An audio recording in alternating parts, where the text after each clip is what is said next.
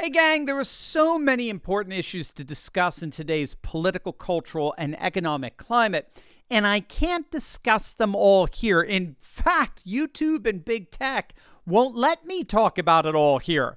And that's why I have exclusive, uncensored live streams on Monday nights to cover everything. On Monday nights, I share all my thoughts and answer your questions in an in-depth, casual format that prepares you for this upcoming election with the truth. Today, I want to show you a quick clip from a recent stream that I hope will help you think clearly about these important issues, as well as encourage you to join our movement.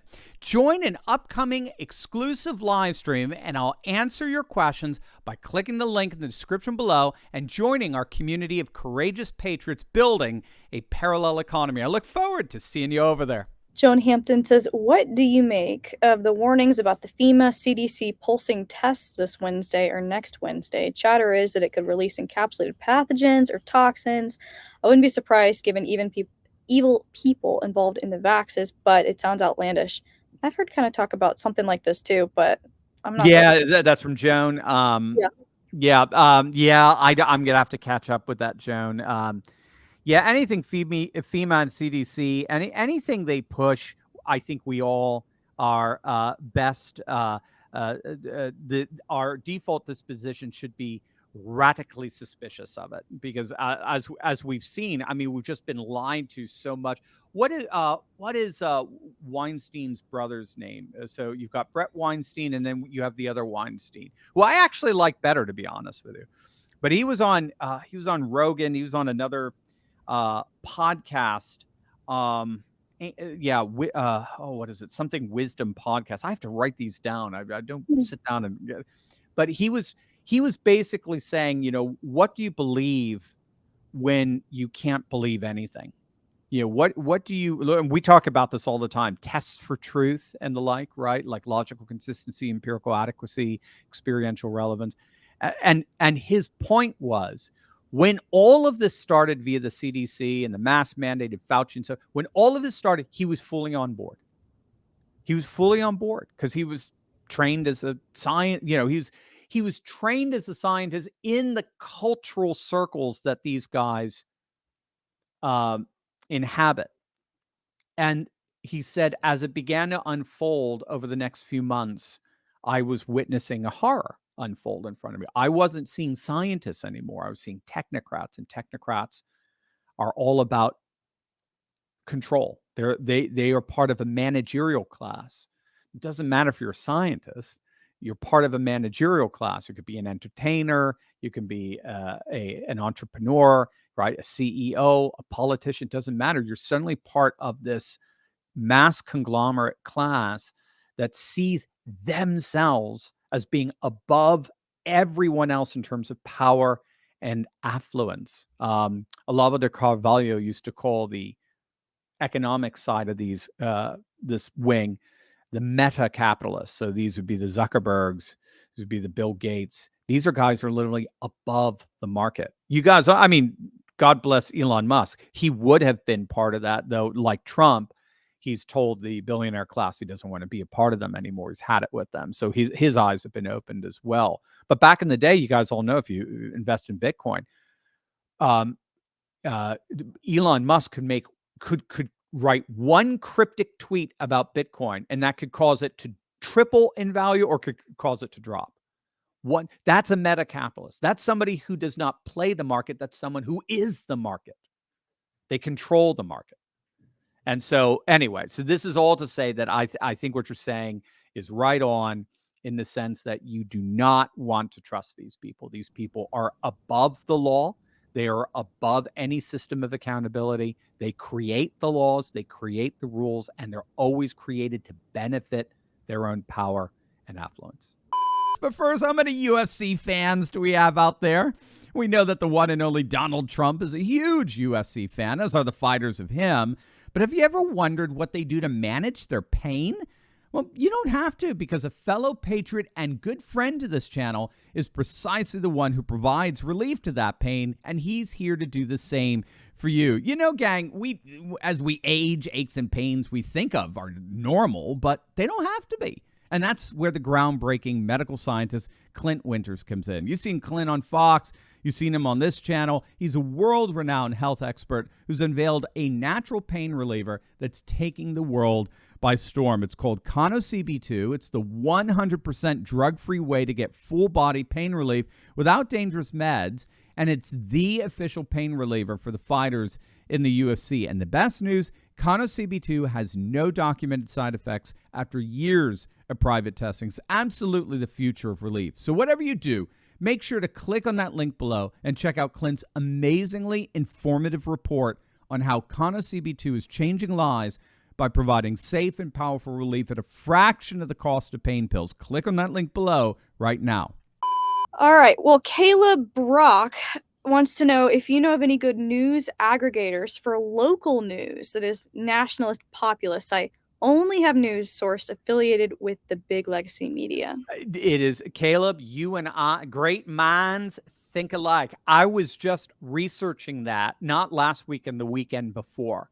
I have not found anything, and I would love to, because all of my videos on county secession movements, like we're seeing in the Greater Idaho movement, or in Illinois for that matter, with 20 plus counties in Illinois voted to explore seceding from Chicago, interestingly enough.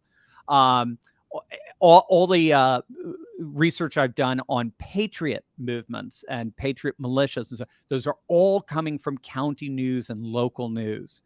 Now you have to break through the stranglehold that Hannah and I saw firsthand of county newspapers that have all been bought up by national conglomerates, and so they're all liberal. So what we saw in Lancaster, for example, the LNP, the Lancaster Post, not the Patriot Post, but the Lancaster, local Lancaster paper, they're as woke gets. They wrote just flat out lies about us in our movie of the Patriot movement in Pennsylvania. I mean, they called the producer of our movie, the director of our movie, a white supremacist, Josh Williams. He's black, for heaven's sakes. Josh is a Philly kid. He's the best. We love him. He's a patriot par excellence. But this is the absurdity that they would go to. Not to mention the amount of Latino support that we had. So all of that's to say is no, I haven't found that yet. And I'm looking forward to. So let me know if you find. We'll keep each other abreast of what we find, and I'll see what I'll continue to go out there. But I've not. I would love. Maybe we'll have to start some, but I don't even know where to begin. One of the things that I started to do is go to Facebook, ironically, and put in patriot groups in Facebook, and you often get county patriot groups. It's just a bit of a pain because it's not curated. So, yeah, you have to refresh, and you have to go to page after page after page. So it's a little bit of a pain, but I found some great articles, local articles, particularly on like the patriot movement in Shasta County, California. That is just amazing. I mean, these guys are great. And I found out about their red, white, and blueprint model for getting counties, pushing county sovereignty, and winning school board elections for patriots, and winning their board of executives or whatever kind of government structure that they have. So that's one substitute you can do in the meantime. But great question. We're thinking exactly the same way. Some kind of aggregator that pulls together local and especially county news, because that's where amazing stuff is happening, especially in sanctuary counties. Yeah, I follow several local Instagram and Twitter accounts, I guess X accounts, because individuals have taken this upon themselves to fill this hole. So, exactly. Awesome. All right. So, this question: how about Trump giving RFK Jr. and VIVEK the task of draining the bureaucracy of DC? So, I see VIVEK as one of the ones who are using this primary as an audition to get into Trump's cabinet. Chris Christie obviously isn't. He's using it as an audition to get on CNN, or maybe the general manager of Taco Bell, because he's their best customer. And Ron DeSantis blew it, as I understand it. Ron DeSantis was supposed to end up being Trump's running mate. I think that's, as I understand it, that was the backroom deal, and the Karl Rove Bushite wing of the Republican Party came in with their $1 million advisors and whispered like Lady Macbeth into his ear and took him away. So yeah, I see Vivek. He'll definitely have a position in the next Trump administration, and RFK. Well, I think will RFK, if he, now again, the problem RFK, what he's got to watch out for is when you're running as an independent, is you can get hit from both sides. So both sides are going to try to minimize their loss to you. So it's actually in their interest to work together to take you down. But right now, it seems Trump, everything he has to say about RFK is very positive right now. So, and again, he's got McLaughlin doing his internal polling. McLaughlin's an excellent pollster. So McLaughlin's going to keep a very close eye on how RFK is doing. And if they see him as really someone who's very formidable, I think instead of trying to take him out, they're going to want to draw him in. Now, if he refuses, then they'll have no choice but to try to take him out and politically ruin him, as it were. Yeah, politics is a bloody sport. There's no question about that. But I think you're right. No, I think both RFK and Vivek, and now that RFK is not a Democrat anymore, he's not.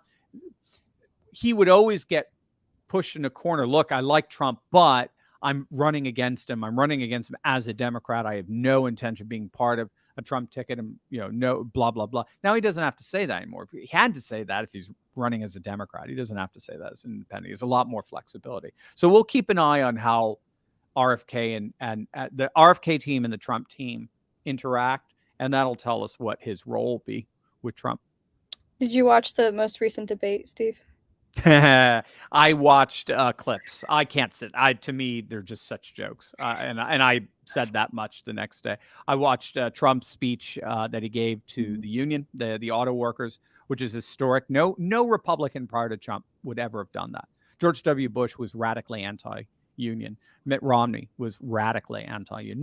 No Republican would have done that. So that was incredibly historic in terms of the political paradigm shift that's happening with the working class coming into a new patriot-based GOP. Well, you didn't miss much. I sat through the whole thing. It was you took one for the team there. I'll tell you that. Well, they started it in Spanish, and the people asking the questions. I saw that. One had a British accent. One had a Spanish accent. One of them, what's her name? Dana Perino, who introduced Hillary Clinton with glowing accolades just a week before. It's insane. It's all ridiculous. It was awful. They all talked over each other. It wasn't a win for anybody. And the Donald Duck line, I think, really took the cake from Chris Christie. Did you see this? I saw the clips. I saw the clips, and and the clip I saw on X or Twitter was something like, it had as its headline, how can a guy like this think that this was a good line, or something like that? How could he actually think that he looked good calling Donald Trump Donald Duck? It was just dumb. I mean, it's just these guys are all, except for DeSantis, are all in single digits. I mean, RFK has more support within the Democratic Party than these guys have within the Republican Party. I mean, it's a joke. It's kabuki theater. It's to sell advertising when all is said and done. That's all it is. Except that was cut in half, right? Exactly. You caught that. Yes, exactly right. Exactly right. That's just, I don't think they planned that. I think right originally when we'll do 3 or 4 debates, but even Newt Gingrich, who again, sometimes he could be brilliant. Other times he could just toe the donor class line. He said, we just look, these primaries are over. This isn't the voting is just a formality at this point. Everybody needs to be lining up behind Trump, and we need to be fighting this weaponized legalism. I hope you enjoyed that clip of my Monday night Insiders Club live stream. Join us live next week by clicking on the link in the description below and joining the coalition of patriots worldwide building a parallel economy to return to our roots of faith, family, and freedom. Click below right now.